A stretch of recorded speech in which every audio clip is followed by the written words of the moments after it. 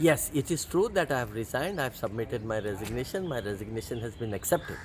Now, as you asked me, what is the reason for my resignation? If you recall, when P. Chidambaram had a meeting of the active workers of Vasco at Hotel the HQ, he had mentioned the block presidents will not be considered to be a candidate. So, in view of that, not to make that a hurdle, I have submitted my resignation and I am now available to be a candidate from Vasco constituency from the Congress party.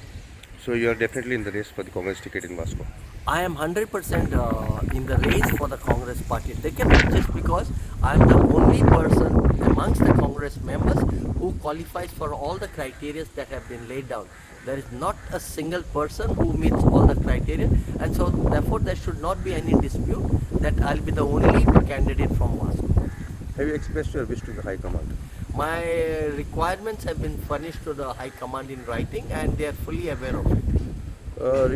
Recently we have seen a lot of infighting. There is another factor of people in Congress in Vasco who are claiming that the bloc members are not being taken into confidence. What do you want to say on that?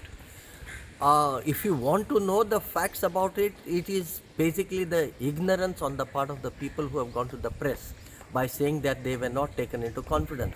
If they can't read the messages which have been put up on the WhatsApp group, which clearly said that I have been appointed as a block president, and therefore whoever wants to continue in the new block, please get in touch with me.